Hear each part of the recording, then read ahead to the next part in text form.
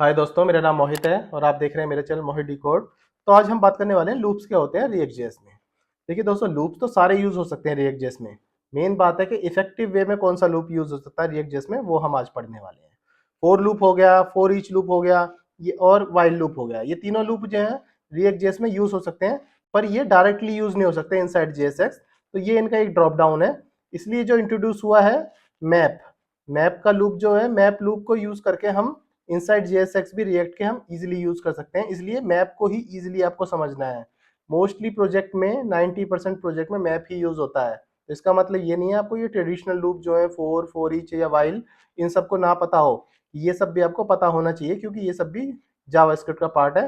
But mostly जो 95% loop use हो रहा है इनसाइड जेएसएक्स, क्योंकि ये जेएसएक्स के इनसाइड इजीली अवेलेबल हो जाता है, इजीली रन हो जाता है। बाकी लूप जो है इनसाइड जेएसएक्स आप यूज नहीं कर सकते। फिर मैं बताऊंगा एक मैप के अंदर ही क्यों यूनिक की देनी पड़ती है प्रॉप्स को, और बात करेंगे हम लूप्स को चलाएंगे एरे और ऑब्जेक्ट बाय यूजिंग मैप। फिर एक फिल्टर, और एक फिल्टर एक मेथड होता है, और मैप को कंबाइन करके दिखाएंगे। फिल्टर और मैप कंबाइन करके कैसे रिएक्ट जेएस में चल पाएगा। मान लीजिए कोई कॉम्प्लेक्स लॉजिक है, एक ही कंपोनेंट में ठीक से नहीं बैठ रहा, तो या तो हेल्पर फंक्शन के अंदर उसको लॉजिक लिख दो, या फिर न्यू कंपोनेंट में उसको लॉजिक लिख दो। इस हिसाब से भी हम दिखाएंगे based on component to component कैसे हम लूप्स को यूज कर सकते हैं कि लूप्स कहीं और लिखा है, उस लूप्स का जो रिटर्न करना था वो मेन कंपोनेंट में कर लिया, इस टाइप से। आज का लेक्चर थोड़ा लंबा हो सकता है, पर लूप्स के बारे में हम टोटली ए टू जेड आज जानने वाले हैं। तो ठीक है दोस्तों, ये मेरी प्लेलिस्ट है जिसका यूआरएल मैंने अपने वीडियो के डिस्क्रिप्शन में डाल रखा है, वहाँ जाके चेकआउट करें, और डेली बेसिस पे मेरी सारी वीडियो आप वहाँ जाके देख सकते हैं। तो ठीक है दोस्तों, अब चलते हैं अपने वीएस कोड पे। वहाँ जाके कोड करते करते ही लूप्स के बारे में सब कुछ समझते हैं। अपना आगे हम वीएस कोड पे, यहाँ मेरा प्रोजेक्ट ऑलरेडी रन है 5173 पे, क्योंकि मैं वीट यूज़ कर रहा हूँ 6.2.3। तो चला के देख लेते हैं, प्रोजेक्ट चालू है। चालू ही होगा क्योंकि पिछली बार जो मैंने आपको लेक्चर सिखाया था वो ऑलरेडी रन है। तो मैं पूरा पूरा कोड हटा देता हूँ यहाँ से, अपना कोड हम खुद लिखेंगे। तो सिंपल फंक्शन ऐप, ये सिंपल मैंने एक नॉर्मल एक फंक्शन लिख लिया है जिसमें एक h1 टैग और p टैग जो भी मुझे मिल गया वो मैंने चला के देख लेता हूँ। मेरी एप्लीकेशन परफेक्टली फाइन चल रही है। इसी में ही मैं आपको कोड कर करके सारी चीज़ समझाता हूँ। सबसे पहले मैं समझाता हूँ मैप को चलाने का फॉर्मेट क्या होता है। बाय थ्रू एरे समझाते हैं, एरे के थ्रू एक मैप बनाते हैं, उसको चला के देखते हैं इनसाइड जेएसएक्स कैसे चलता है। पहले तो क्या करते हैं, कॉन्स्ट एक एक या तो देखो स्टेट ले लो, या फिर ले लो सिंपल कॉन्स्ट। तो सिंपल कॉन्स्ट के थ्रू अभी हम समझते हैं कि कैसे हमारा लूप चलेगा। बाकी ज़्यादातर कॉन्स्ट लेने की जरूरत नहीं होती, स्टेट में रख लो, एक ही बात पड़ती है। स्टेट के अंदर जो सिंपल है इनिशियलाइज वैल्यू यही कर दो, इससे भी काम चल जाएगा। फॉर एग्जांपल कॉन्स्ट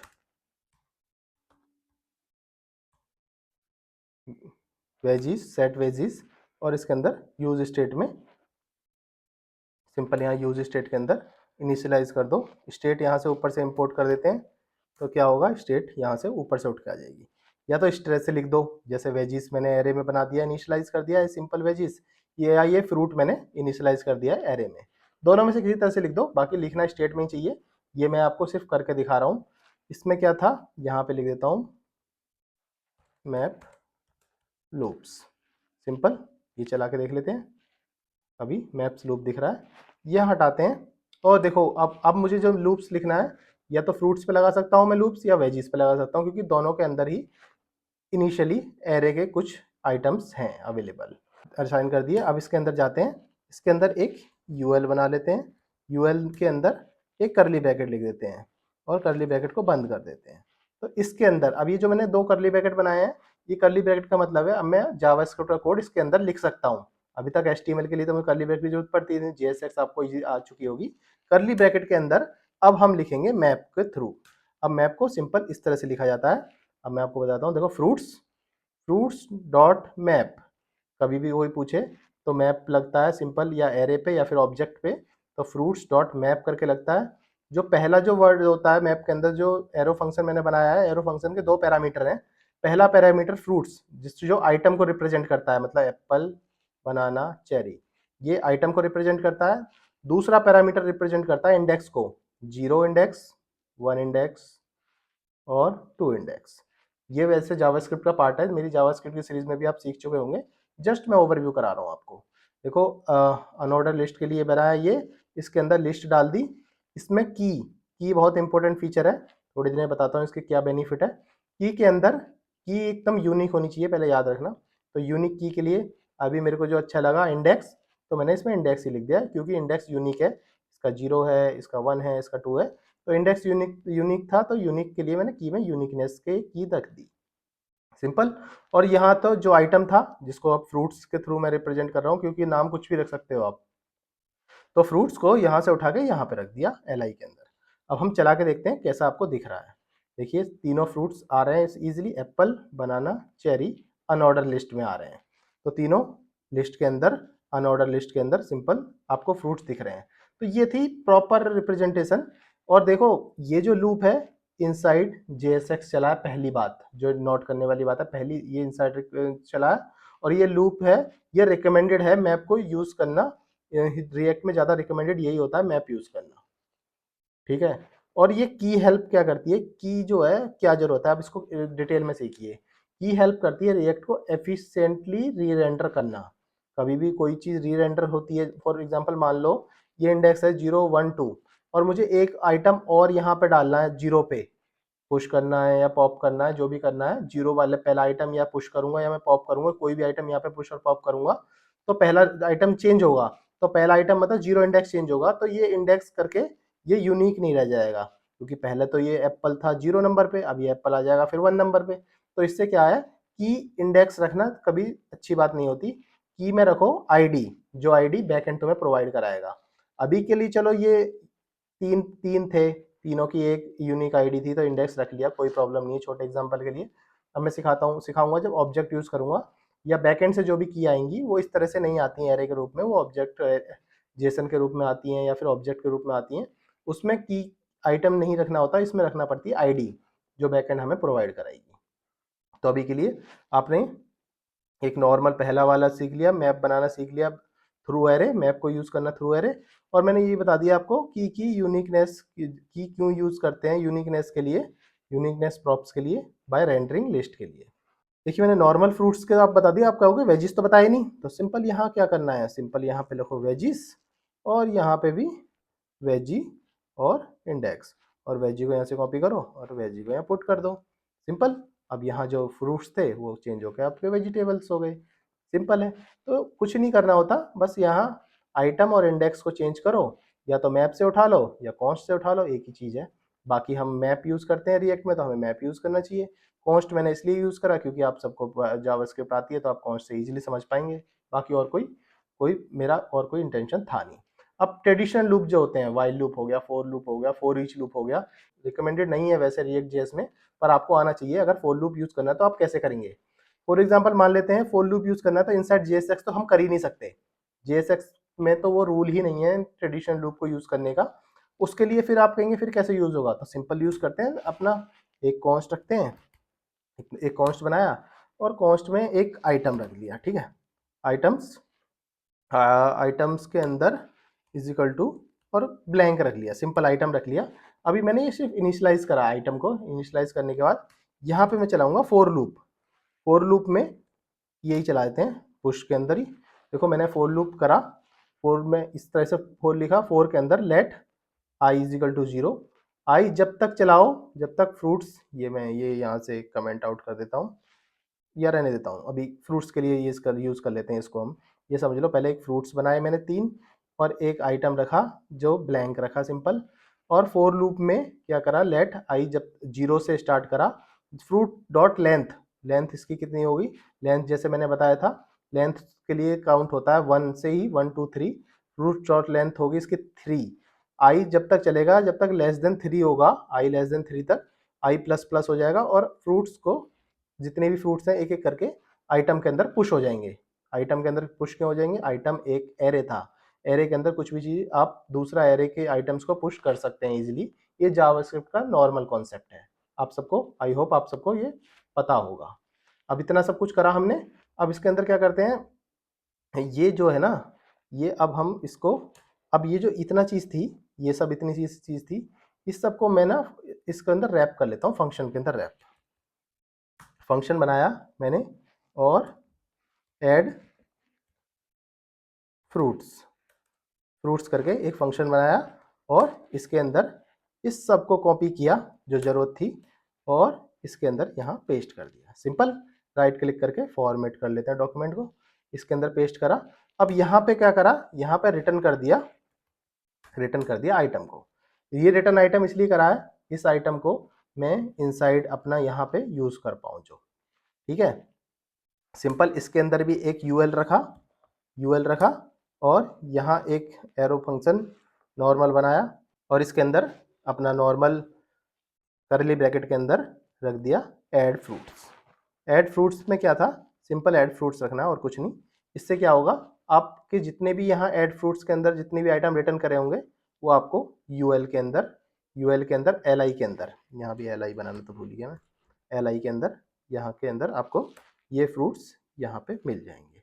अब चला के देखें, देखिए मिल गए apple banana cherry. Apple banana cherry एक साथ इसलिए मिले क्योंकि हमने सब जब रिटर्न कर दिया उसके बाद हमने यहाँ से रिटर्न आइटम करा। तो ऐसे ना करके करना कैसे था, करना ऐसे था, यहाँ इसको कॉपी कर लेते हैं, यहाँ लिखते हैं L I, simple L I लिखते हैं, एल आई के अंदर ही इसको ऐसे रिटर्न करना था। तो अब क्या था, यहाँ से आप एल आई हटा दो, यहाँ से भी एल आई हटा दो, ठीक है, और इसको कर दो राइट क्लिक करके यहाँ पे फॉर्मेट डॉक्यूमेंट कर दो। और अब जब हम चलाएंगे ना, ये item one by one L I के अंदर आएंगे। पहले क्या था, आइटम तीनों एक साथ आ गए थे, तीनों फ्रूट्स एक साथ आ गए थे एप्पल बनाना चाहिए, तो एल आई के थ्रू यहाँ से अब पॉइंट बाई पॉइंट यहाँ से पुश होंगे और आपको यहाँ यूएल में दिख जाएंगे। अभी भी देखो फ्रूट्स आई दिख रहा है, क्यों दिख रहा है, क्योंकि हमने अगर HTML यूज़ करी है तो HTML के अंदर ये जावास्क्रिप्ट का फीचर को भी हमें करली ब्रैकेट में रखना है, ठीक है। अब करली ब्रैकेट में रखेंगे तो simple apple banana cherry available हो गया आपको। तो इतना तगड़म झगड़म करना पड़ेगा, पहले फ्रूट्स के अंदर एक फंक्शन बनाना पड़ेगा, फॉर एग्जांपल पहले एक फंक्शन बनाओ, उसके अंदर एक कॉन्स्ट करके राइट क्लिक करके इसको पहले फॉर्मेट कर लेता हूँ, फिर इसके अंदर एक फ्रूट्स का या फिर जो भी एरे है वो रिप्रेजेंट करो, फिर एक प्रॉपर फॉर लूप चलाओ, उसके अंदर एल आई लिखो, फिर इस आइटम को पुश करो और फिर इस तरह से यहाँ दिखा दो। तो इस तरह से हमें यहाँ पे लूप चलाना पड़ेगा। तो इस हिसाब से आप जो भी है डायरेक्ट अंदर नहीं रख सकते, तो ये JSX का पार्ट नहीं है। तो जैसे मैंने फॉर लूप सिखाया, फॉर ईच और वाइल पे आप ऐसे ही काम करो, इजी है, दोनों में इजी ऐसे ही चलेगा। अब जैसे आपको मैंने बता दिया यूनिक की तीसरा पॉइंट, पहला दूसरा तीसरा तीनों पॉइंट आपके क्लियर हो गए होंगे। लूप थ्रू एरे आपको पता चल गई, पर ऑब्जेक्ट के थ्रू भी आपको मैं एक लूप करना सिखा देता हूँ। तो क्या करता हूँ, यहाँ से इसको कमेंट आउट कर देते हैं सीधी सारी, और यहाँ से भी इसको कमेंट कर देते हैं मैप ऑब्जेक्ट लूप। तो अब में हम चलेंगे ऑब्जेक्ट के थ्रू लूप लगाएंगे। तो सिंपल क्या करते हैं, इसके नीचे एक कॉन्स्ट बनाते हैं और सिंपल कॉन्स्ट के लिए क्या करते हैं, और बुक्स बना लेते हैं, बुक्स, और एक ये रख लिया मैंने एक एरे ऑब्जेक्ट का कॉम्बिनेशन। तो एरे है, एरे के अंदर ऑब्जेक्ट है, तो जैसे कि ये था एरे और ऑब्जेक्ट दोनों को यूज़ करना आप सीख जाओगे, एरे के अंदर ही ऑब्जेक्ट होगा तो उसको कैसे यूज़ कर पाओगे। इस तरह सा जेसन मिलेगा आपको बैकएंड से जब भी मिलेगा। तो इसमें एक आईडी और रख लेता हूँ अपने हिसाब से, मैं आईडी में 1, ये आईडी पर लंबी होती है बहुत, बाकी ज़रूरी नहीं है, आप अपने हिसाब से भी आईडी अकॉर्डिंग रख सकते हैं। तो एक आईडी 1 और इसी हिसाब से कॉपी करके यहाँ पर रख लेते हैं आईडी 2 और यहाँ पर रख लेते हैं आईडी 3। तो आईडी यूनिक होती है, 16 डिजिट की होती है, और अभी मैं ये 1 डिजिट की रख रहा हूँ सिर्फ आपको बताने के लिए, ठीक है। मैंने एक एरे ऑब्जेक्ट कॉम्बिनेशन जेसन बनाया क्योंकि एरे प्लस एरे और ऑब्जेक्ट यूजिंग दोनों मैप से मैं आपको बताने वाला था, तो मैप के अंदर ही इससे सिंपल ही मिल गया। तो यहाँ से करूँगा मैं बुक्स को कॉपी, और यहाँ के बाद सिंपल यूएल, और इसके अंदर सिंपल आपको ये पेस्ट करना है बुक्स डॉट मैप, मैप चलाया, बुक्स के अंदर बुक्स निकाली, और अब आईडी मैंने इसलिए उठाई, मैंने आईडी यहाँ इसलिए दिखाई दी क्योंकि अब यहाँ मैं इंडेक्स की बात नहीं कर रहा हूँ, इंडेक्स होता है यहाँ पे इंडेक्स लिख सकते हैं सिंपल बुक कॉमा इंडेक्स, पर इंडेक्स को हमें यूज़ नहीं करना क्योंकि इंडेक्स मैंने बताया था इंडेक्स को यूज़ करने के बहुत ड्रॉबैक होते हैं, तो इंडेक्स मोस्टली केस में इग्नोर करना चाहिए। तो बुक्स के साथ जो आईडी मिली है उसी को की रखो। फॉर एग्जांपल मैं की नहीं रखता, मान लो मैंने की नहीं रखी, और मेरे को ज़रूरत भी नहीं है, तो राइट क्लिक करके मैं आपको दिखाऊँ क्या एरर आएगा। पहले तो वार्निंग भी देगा वो आपको कि कंसोल में आपको वार्निंग मिलेगी, each children in A list should have unique की प्रॉप्स। तो ये वार्निंग भी हटानी है, क्योंकि वार्निंग भी हटानी पड़ती है डेवलपमेंट में जब ये आपका कोड प्रोडक्शन पे जाता है। तो अब जैसे मैंने की में बुक डॉट आई डी रख दी, तो अब मैं रिफ्रेश करता हूँ इस पेज को, तो देखो कोई एरर नहीं आ रहा। तो सिंपल क्या था, की देनी जरूरी है। अब वो समझ लो बुक्स की टाइटल यहाँ से लिखो, बाय बुक्स का ऑथर यहाँ पे लिखो। तो सिंपल ये इसके अंदर लिस्ट के अंदर हमने सब कुछ लिख दिया। तो टाइटल यहाँ बुक्स वन, ऑथर का नाम ऑथर वन, इस हिसाब से मिल गया। और बाकी आपको ऑब्जेक्ट का तो पता ही है, ऑब्जेक्ट में क्या होता है, की वैल्यू का पेयर होते हैं ऑब्जेक्ट, और कुछ नहीं होता। ये की है, ये इसकी वैल्यू है, ये की है। और अंदर जाने के लिए बस बुक्स के अंदर जाओ आईडी में, बुक्स के अंदर जाओ टाइटल में, तब बुक्स डॉट डॉट यूज़ करना होता है। अब क्या करते हैं, तीसरे पे आते हैं, कॉम्बिनेशन करते हैं फिल्टर और मैप का। कैसे फिल्टर और मैप को ईजिली अवेलेबल कर सकते हैं। तो अभी इसी एग्जाम्पल को अभी क्या करते हैं, इसको कमेंट करके इसी एग्जाम्पल से समझते हैं फिल्टर प्लस मैप को एक साथ कैसे यूज़ कर सकते हैं। तो यहाँ पे मैंने कमेंट लिखता हूँ, फिल्टर प्लस मैप को यूज़ करना इसके नीचे आप सीखेंगे। तो सिंपल बुक्स में पहले आपको फिल्टर लगाना है।